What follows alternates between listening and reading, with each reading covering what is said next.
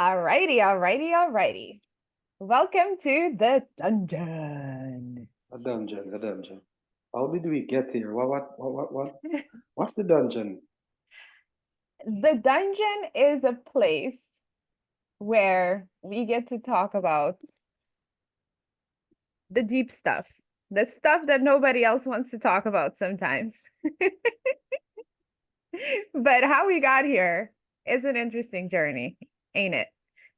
It is.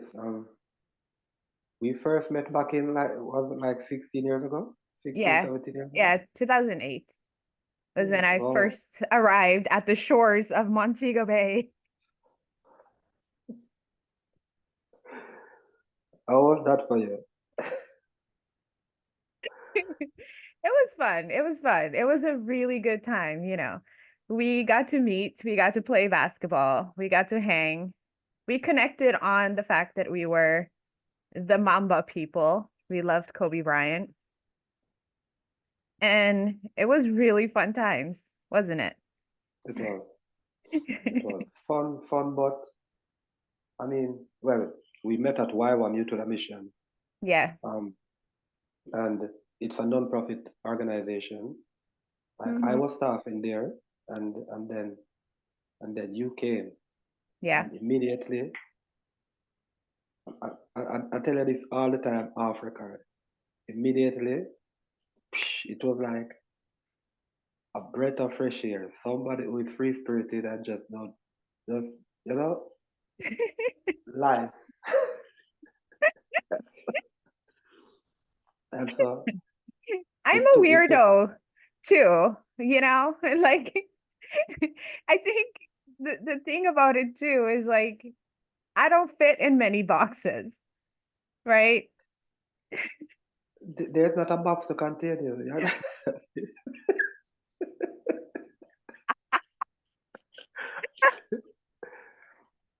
I'm serious, Shay. Like I know.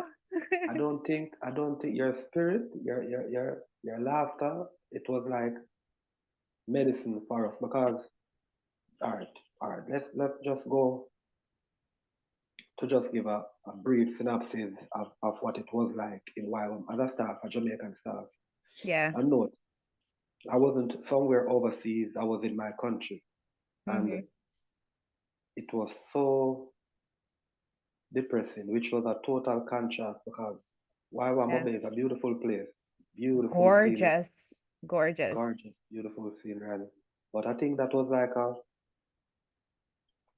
a lure, something to lure people Hmm. in Hmm. because beneath it and thus came the word dungeon beneath because the dungeon is a dark place and Yeah. some and in essence the definition is like the strongest part of of a tower like a cell, you understand? Hmm. So like that's where we like our strength just came from and in hindsight looking back at you to the mission like there was a lot of good. I got married there, you was a part of my wedding.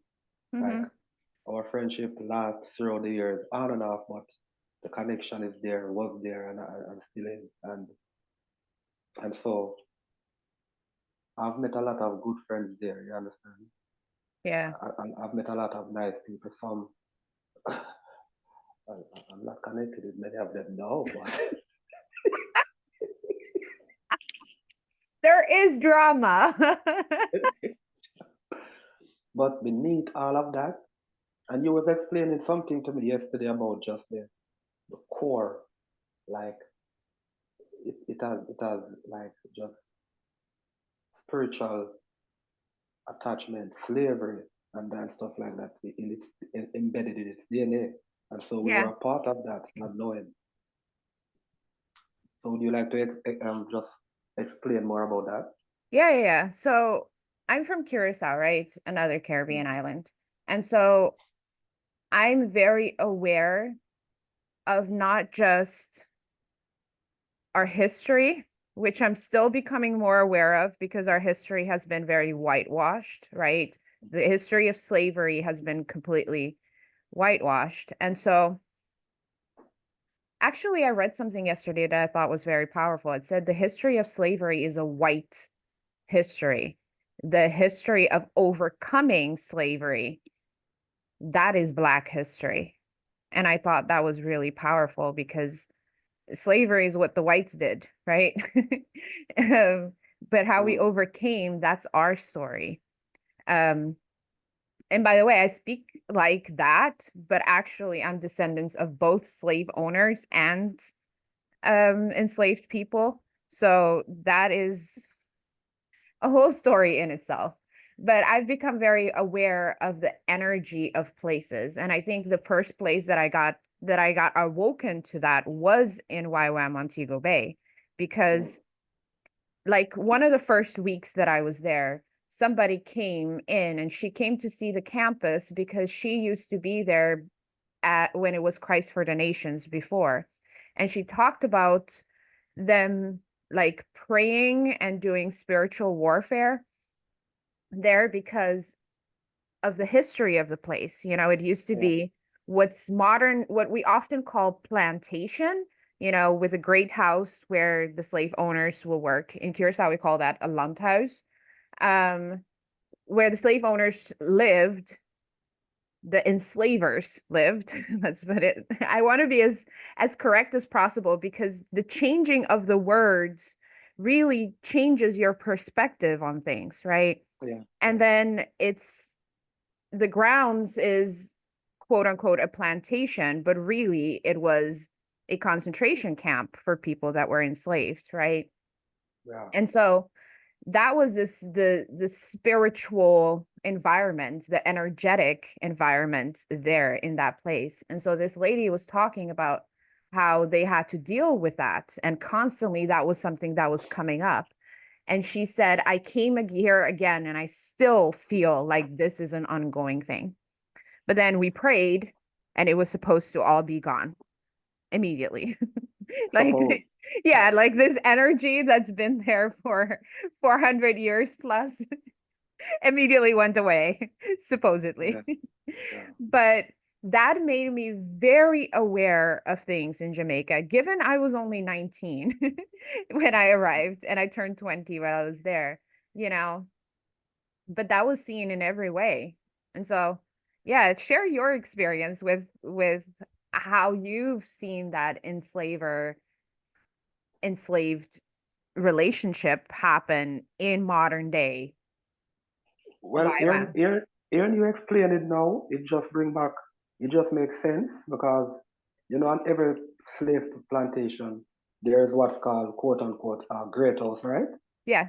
Yeah. Sitting on top of the property. Hmm. Always up There was high. there was a great house on top Yep. of the property. You understand? So the name was still there. You They understand? still And but called it Great House they too. still call it the great house, and it's sitting up high. Yeah. And so the resemblance, it's like wow. But we couldn't see it's like scales over eyes because Hmm. being Christians in Jamaica, right? I come from a very humble beginning, a Garrison Yeah. community, and Yeah. and Christianity for me was like an escape Yeah. Yeah. The from key, the way out. That's how they sell the it way out. too. Yeah, it was like an escape, and but when I was always an independent person, an independent minded thinking person, and I Hmm. was actually working at the time at the Kingston Wharf. I'm a welder by profession, and Hmm. so a mutual friend of ours, like who was already in YWAM, used to always tell me to come. Hmm.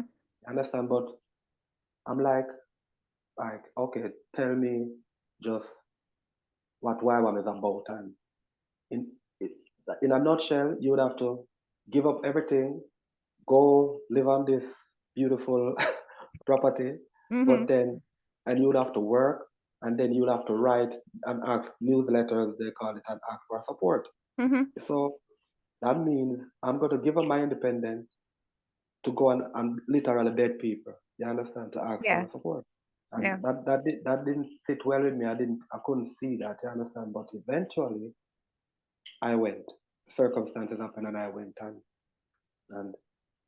and in order to go, I would have to leave my job, leave my house, and so it was different as a missionary for us as locals, Mm-hmm. because if things didn't go right at Youth of the Mission, what are we going to go back to? Because we gave up everything. It's not Yeah. like for, it's not like for the overseas missionaries. They have support from their churches and their community back home and stuff like that. So if at the end of their tenure, they'll just return home back to their lives. In While fact, we, Jan was telling me once that her church set up a fund that she could be supported, I think, even 2 years after she left missions. So all the support that she gets, they hold up a piece of that as a yeah, pension, quote unquote, so yeah. that when she leaves, she'll be okay. But you didn't have that, right? Neither No, did I, actually. there's slavery.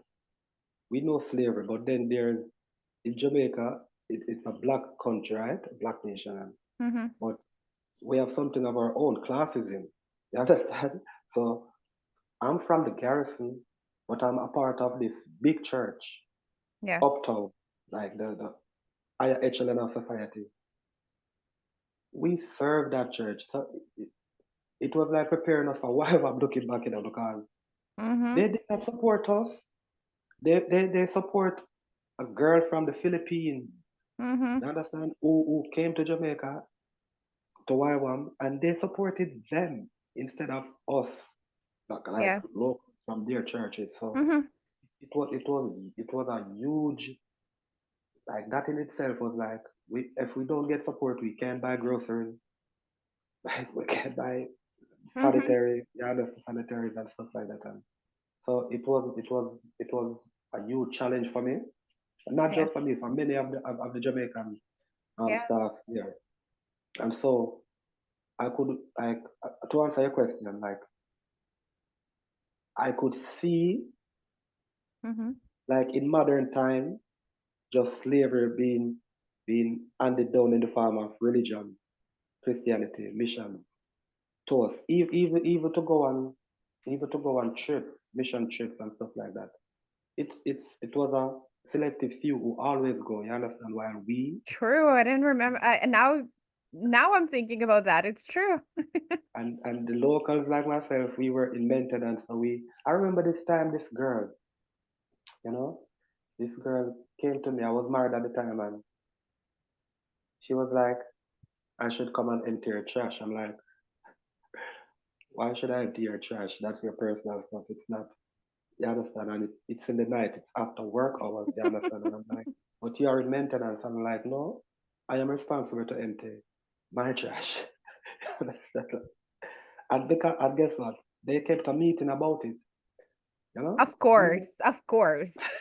And by the way, are you saying a girl or a grown woman? Because I think who you're talking about is a grown ass woman. A grown ass woman, a grown That's ass woman. older than you, right? That's older than me. Yeah, yeah, Yes. yeah. Like, so it was like, it I can safely say, and I'll use the word, it's like a cult movement to me, Yeah, you know. it is. It is. And but but you know, you can take bad from any situation, good from any situation, no matter how bad it is. Mm-hmm. Mm-hmm. Understand? And so umpteen years after, here we are, like just the dungeon was created, you know. That's crazy still, though. I mean, there's like so many things I want to say just by your little spiel just now.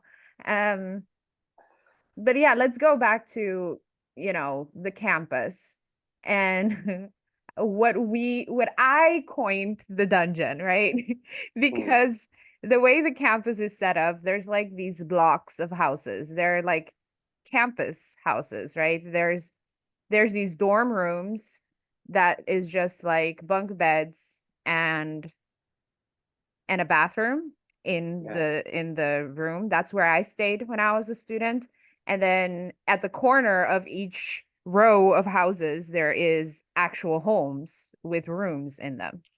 yeah, That's where the staff lived. So that's where you lived. And so there were three separate blocks of houses. The 100 block, 200 block, and 300 block. We, the guys was on the 100 block. Yes. The 200 block was like these families and a group of girls and stuff like that. The 300 block also had families and group of girls. The 100 block only had men. And it's at the bottom. It was actually at the bottom of the of the hill. It was at the bottom of the hill. It was mostly Jamaican men, right? Yes. There were two levels. At the bottom there was a Jamaican man and a American, right? An American, yeah. Yeah. So Who was narco? Like Pablo Escobar. You was like Pablo.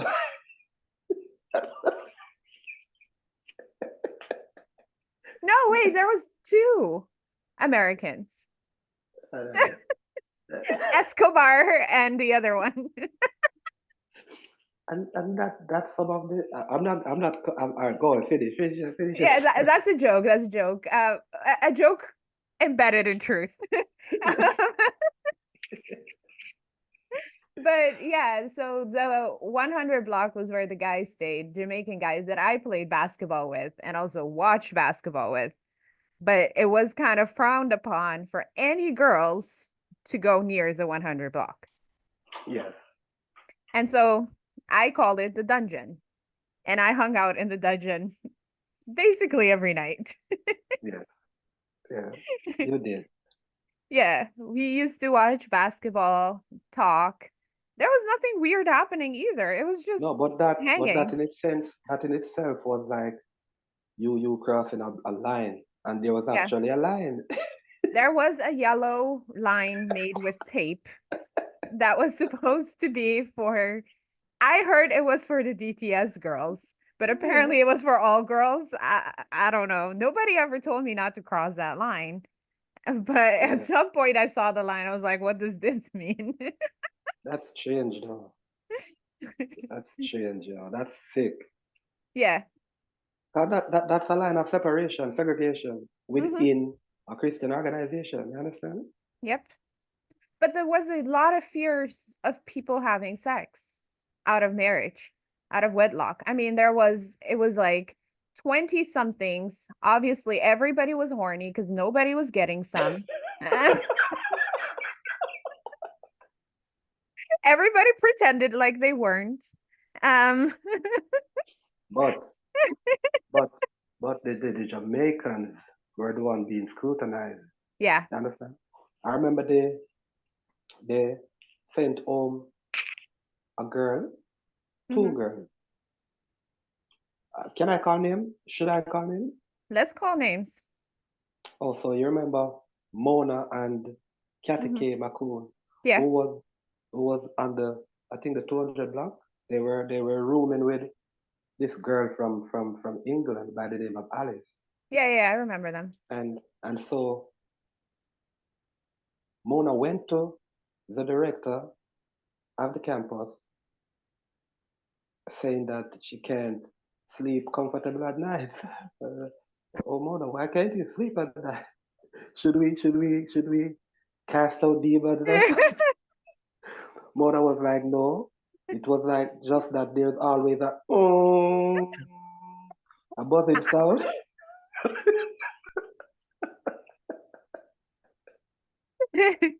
Yeah, there was a buzzing sound, apparently. This this But was this was this was back in 2007.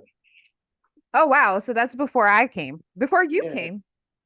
No, I went there in 2007. Yeah? You did Yeah. DTS with Obi? No. No. You were there in 2008, weren't 2008. you? In 2008. Yeah, you're right. You're right. Who And was it? Wait, but wait, were you in the DTS with Lizzie? yes, with Liz Charles and Jonah Faith Madden and a bunch of Wasn't Adrian in that DTS too?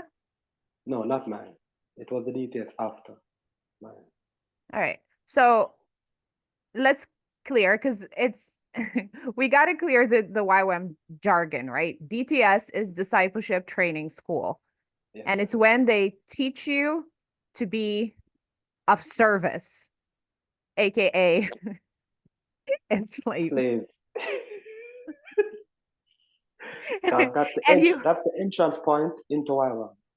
yes, everybody does it. And so one common question it is to when you meet somebody from YWAM is asking them, where did you do your DTS? Right.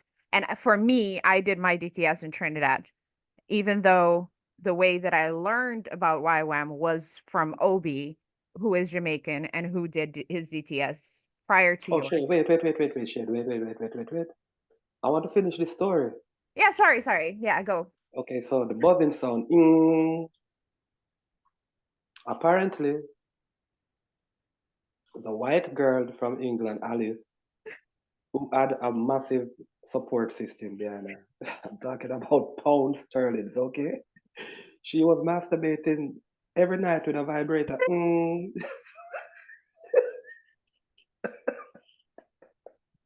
Oh gosh. And when Mona went and reported it, they tell Mona to leave. That's why Mona left. Oh, Yes. So I'm talking, it's just the hypocrisy, you understand?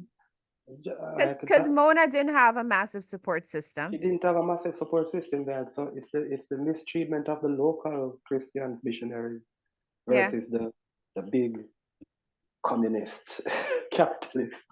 yeah. I mean, I mean, and it's sad. I'm saying in hindsight, it's sad, and that's why we chop it up a lot. Like we, Hmm. you and myself, we talk a lot. We keep in touch, and so we didn't even know that from our conversation, this podcast would just come to reality. And it's Yeah, because memories, those memories, looking back, I'm like, wow, we were really enslaved. You understand?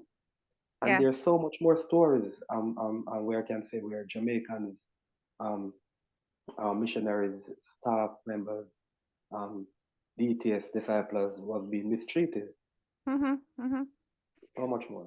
I remember once, because I was really young, right? Like I feel like I became a woman in Jamaica because there was just so many issues and things that I had to deal with there. Um, that I was like thrown into womanhood, it feels like to me. But I remember we were once in Junior Baker's house and all of you guys were there and I was there too. And you were talking about the mistreatment and how they were doing things differently with you guys. And there Mm, was a specific story that stayed with me that you guys were singing and talking and laughing while you were working. yeah, And one of the white guys, I think it was John, yeah, came along and said, "Oh, you guys are not working because you're laughing and you're singing and all of singing, that." yeah, Like, yeah. can you just imagine the power? Like, let's just take us back The in audacity, not history. the power, the audacity. The audacity, yes, but let's just take us back in history, right? You have a white man telling Jamaican black men that they cannot sing while they are working. How familiar is that, right? Like if But she, listen, it's not familiar. It's something new because even slaves in the cotton field back then used to sing while they work. no, but there is they've prohibited them from singing many times. Well, Like that's true. like I'm now talking a very generalized history Yeah, that's of the Caribbean because I don't know all the specific of all the different islands, but it's been documented that in different places they weren't allowed to sing, especially not play the drums, right? yeah, That's how steel pan came to be because they weren't allowed to use the drums, so they started using steel. yeah, yeah, And so what's beautiful about it is the resistance of enslaved people throughout the years because no matter what, we never lost our joy. We never lost our resistance, even if it wasn't, a slave revolt every single week. there was still some sort of resistance happening always. Yeah. Yeah. And Yeah. so for anybody, especially a white person telling the black people to not sing while they work, that's literally a page out of any slavery book, Yeah. That's true. That's true. That's true. you know? Man, imagine. And I remember, I don't remember the year, but Mhm. it was a World Cup going on. I think it was 2004. What Mhm. was there a World Cup in 2004 or Work 2002? World Cup, football World Cup, World Cup was 2002, I believe. 2002. Yeah, because Okay, so 2004 was Olympic, so two okay, was, yeah. okay, so I remember just a follow up from that story you shared. Um, so they briefed us, guys,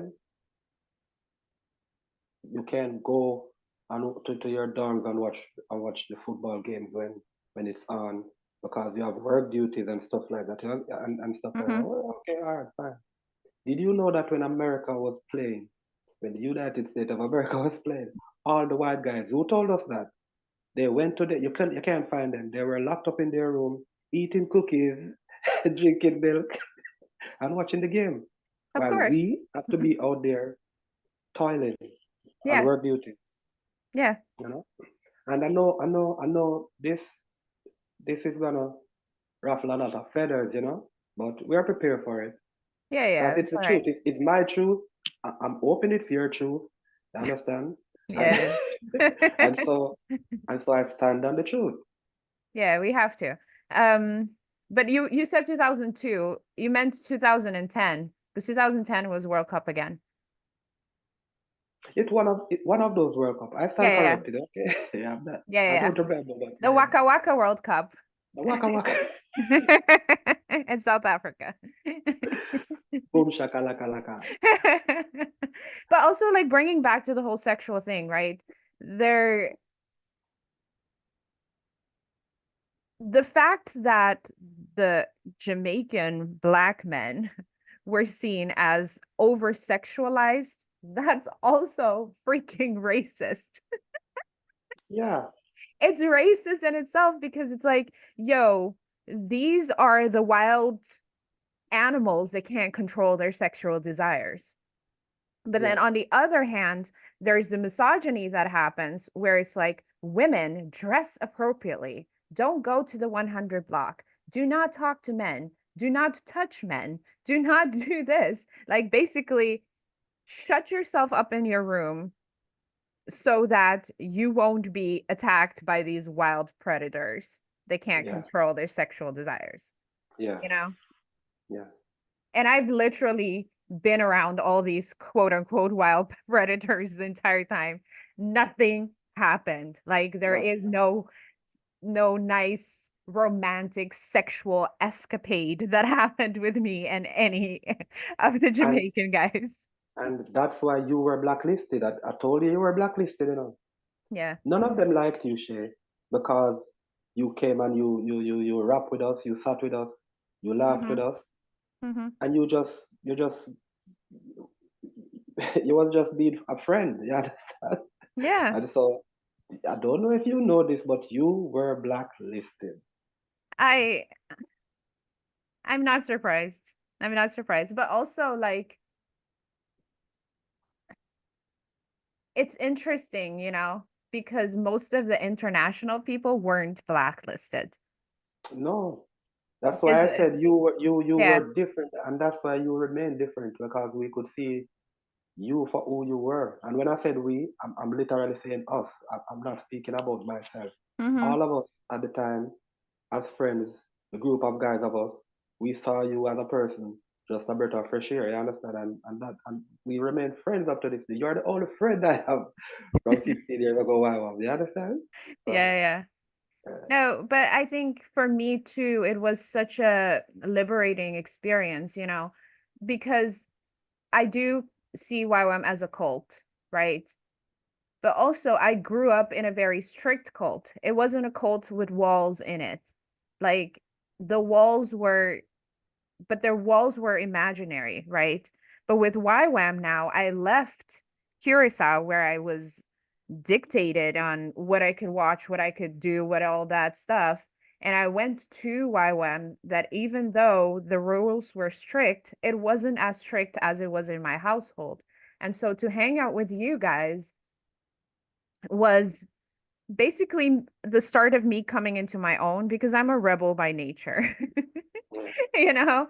And not only am I a rebel by nature, my desires are usually not what average people want, right? Like I love basketball. In the Caribbean, girls don't really play basketball. I mean, even the WNBA is still fighting for equal pay, and they're like nowhere near equal pay, right?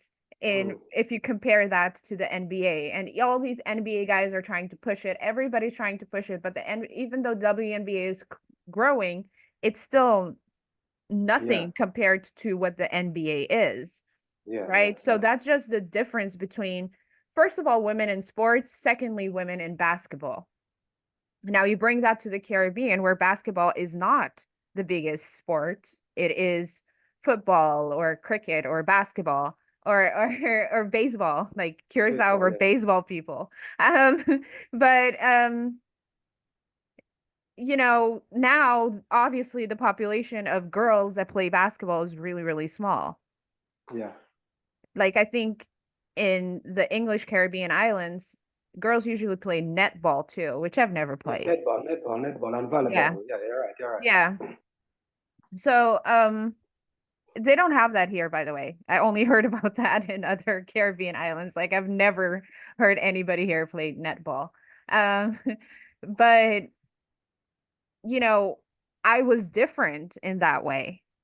And Mm. in order for me to come into my own, to really love the sport that I love and talk about it, I had to hang out with guys.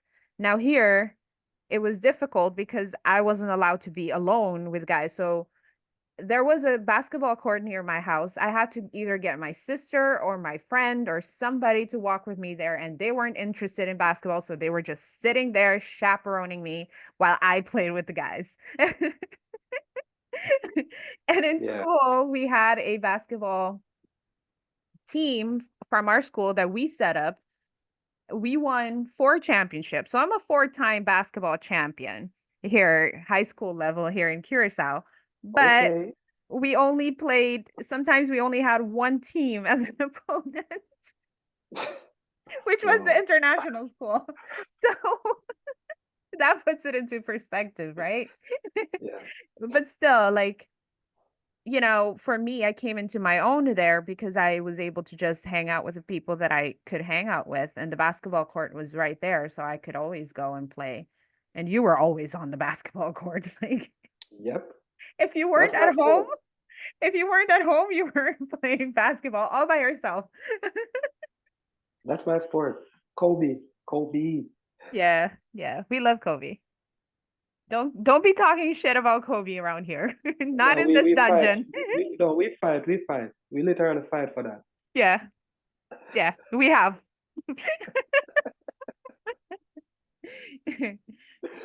Yeah. But yeah, But so no, go ahead. no, no, continue, finish. Now I was saying, so to wrap it up, like what can people expect from follow-up episodes of this dungeon? Okay, so it's just pushing the imagination, pushing the norm, Mm, you know, mm-hmm. dare to cross that line of expectation, just like, is the apple really red? Is it really green? It's just the dungeon, like we are not trying to be politically correct or incorrect, if I may say so, Mm-hmm. but just food for thought. Push Yeah. the imagination, think outside the box. It's gonna be topics on just geopolitical issues, like social issues, like issues within the Caribbean where like this topic should be a huge one, like where slavery is concerned, and Mm-hmm. just heritage and stuff like that because that's not a big thing for us in the Caribbean. We don't know nothing about heritage. You No, understand? no. And And I've been learning a lot about that for myself. yeah, yeah, yeah. And so expect great things, but Hmm. but but expect to be challenged. Yeah, yeah. So my whole I'm a coach by profession, and my whole thing is like this is the tagline of my business, but it's also literally my tagline for my life. Experience more freedom by challenging the norms. And it just comes with me anywhere. Like we haven't even spoken about that, but I feel like that's literally Yeah, what how you described what this podcast is going to be.